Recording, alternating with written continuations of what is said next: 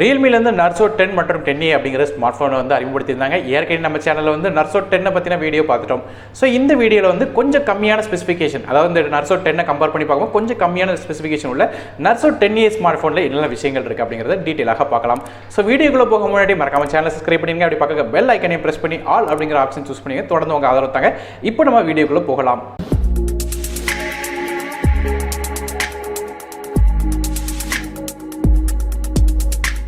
So இந்த ரியல்மியோட Narzo 10A smart ஃபோனை பற்றி பார்க்கும்போது Narzo 10 மாதிரியே இந்த ஃபோன் பிளாஸ்டிக் பாடி தான் கொடுத்துருக்காங்க. பேக் சைடில் பிளாஸ்டிக் பாடி தான் இருக்குது.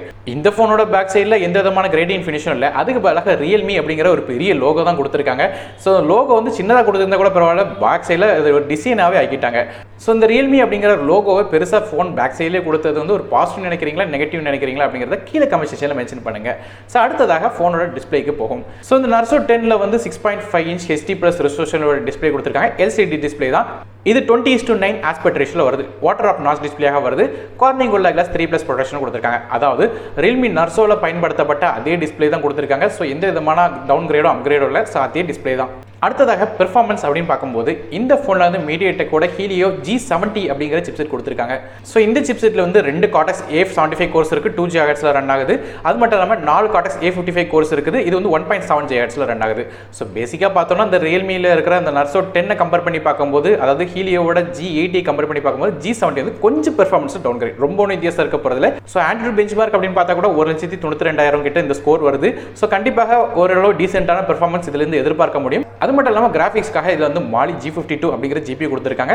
பேசிக்காக நமக்கு G80ல பயன்படுத்துகிற அதே GPU தான். ஸோ ஓரளவு பெர்ஃபார்மன்ஸ் எப்படி இருக்குன்னு கேட்டிங்கன்னா, PUBG கேம்ஸ் HD+ கிராஃபிக்ஸில் விளையாட முடியும். ஸோ எந்த விதமான பிரச்சனையும் இருக்காது, ஃப்ரேம் ட்ராப்ஸும் இருக்காது. ஸோ ஒருவேளை நீங்கள் ஃப்ரேம்ஸை மட்டும் கொஞ்சம் கூட்டி வச்சு விளையாடும்போது மட்டும் 1-2 இடத்துல கொஞ்சம் வித்தியாசங்கள் தெரியலாம். மற்றபடி கண்டிப்பாக கேம் பிளே அந்தளவுக்கு இஷ்யூ கொடுக்காது.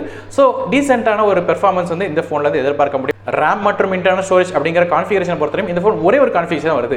3GB RAM with 30GB அப்படிங்கிற ஸ்டோரேஜோட வருது. ஸ்டோரேஜை பொறுத்தவரை நமக்கு eMMC 5.1 ஸ்டோரேஜ் கொடுத்துருக்காங்க. RAM வெர்ஷன் LPDDR4X RAM பயன்படுத்தியிருக்காங்க.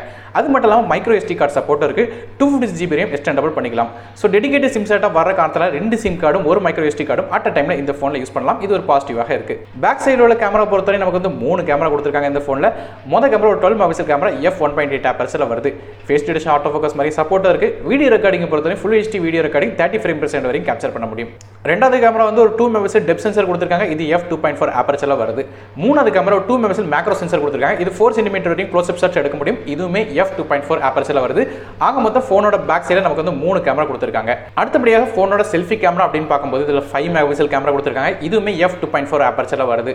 ஸோ அது மட்டும் இல்லாமல் நமக்கு பேனோ செல்ஃபி அப்படிங்கிற ஃபீச்சர் கொடுத்துருக்காங்க. பேசிக்காக இது இன்ஃபினிக்ஸ் ஃபோனில் பார்த்துருக்கும் ஒயிட் செல்ஃபி அப்படிங்கிற ஃபீச்சர். இது பேன் பண்ணானா அதுக்கேற்ற ஒயிடாக ஷாட் எடுக்கும். ஸோ பேசிக்காக இது அந்தளவுக்கு சக்ஸஸ்ஃபுல் இல்லை. ஸோ அந்த ஃபீச்சர் இந்த ஃபோனில் கொடுத்துருக்காங்க. இது போக பேக் சைடில் உள்ள கேமரா போர்ட்ரைட் மோட், ஸ்லோமோ, அது மட்டும் இல்லாமல் குரோமா பூஸ்ட் மாதிரியான நிறைய ஃபீச்சர்ஸ் கொடுத்துருக்காங்க. ஃபோனோட வெயிட் அப்படின்னு பார்க்கும்போது இது 195 கிராம் வருது. ஸோ இதுவுமே நமக்கு Narzo 10 மாதிரி அதே வெயிட் தான் வந்திருக்கு.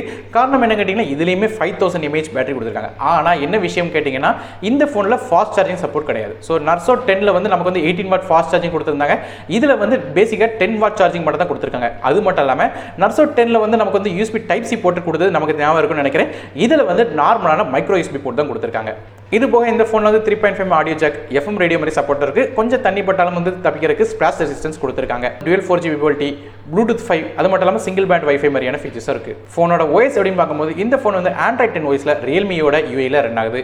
கலர்ஸை பொறுத்தவரையும் இந்த ஃபோன் 2 டிஃப்ரெண்டான கலரில் வருது. ஸோ ஒயிட், ஸோ ப்ளூ அப்படிங்கிற 2 கலர்ஸில் வருது. கடைசியாக இந்த ஃபோனோட விலையை பற்றி பார்க்கலாம். ஃபோனோட பேக் சைடில் நமக்கு ஃபிங்கர் பிரிண்ட் ஸ்கேனரும் கொடுத்துருக்காங்க. ஸோ இந்த Realmeயோட Narzo 10A ஒரே ஒரு கான்ஃபிகரேஷன் வருது. 3GB RAM with 30GB அப்படிங்கிற ஒரே ஒரு ஸ்டோரேஜில் வருது. ஃபோனோட பிரைசிங் பொறுத்தவரையும் இது 8499 சொல்லி ஃப்ளிப்கார்ட் வெப்சைட்டில் கிடைக்குது. ஸோ அது மட்டும் இல்லாமல் May 22ஆம் தேதியிலேருந்து இந்த ஃபோனோட சேல் ஆரம்பமாகுது. இந்த ஃபோன் சேலுக்கு வரும்போது பைனல் லிங்க் கீழே டிஸ்கிரிப்ஷன் கொடுக்குறேன், செக் பண்ணி பார்த்துக்கோங்க. ஸோ இந்த ஃபோன் யாருக்கு அப்படின்னு கேட்டிங்கன்னா, பெரிய பேட்டரி வேணும், ஃபாஸ்ட் சார்ஜிங் இல்லைனாலும் பிரச்சனை இல்லை. அது மட்டும் இல்லாமல் நார்மலாக கேம் விளையாட போகிறேன். ஸோ அது ரொம்ப ஹெவியான கேம்ஸ் விளையாட போகிறதில்ல. PUBG மாதிரியான ஹெவியான கேம்ஸ் விளையாண்டாலும் நார்மலான பிட் செட்டிங்ஸ் தான் விளையாட போகிறேன் அப்படின்னு நினைக்கிற ஆட்களுக்கு கண்டிப்பாக இந்த ஃபோன் ஒரு ஓகேயான சாய்ஸாக இருக்கும். காரணம் பட்ஜெட் ரொம்ப டைட்டாக இருக்குது. ஆனால் ஃபோன்ஸ் ஓரளவு டீசெண்டாக வேணும்னு நினச்சிங்கன்னா கண்டிப்பாக இந்த ஃபோன் ட்ரை பண்ணி பார்க்கலாம். ஸோ இந்த ஃபோனோட பைனல் லிங்க் டிஸ்கிரிப்ஷனில் கொடுக்குறேன், செக் பண்ணி பார்த்துக்கோங்க. வீடியோ பிடிச்சா மறக்காமல் லைக் பண்ணுங்கள், ஃப்ரெண்ட்ஸ் மற்றும் ஃபேமிலிஸ்க்கு ஷேர் பண்ணுங்கள். சேனலை சப்ஸ்கிரைப் பண்ணிட்டு பக்கத்தில் பெல் ஐக்கனை பிரஸ் பண்ணி தொடர்ந்து உங்கள் ஆதரவு தாங்க. நானும் டெக் இந்த முழுக்காக மற்றொரு வீடியோ சந்திக்கும் வரை நன்றி, வணக்கம்.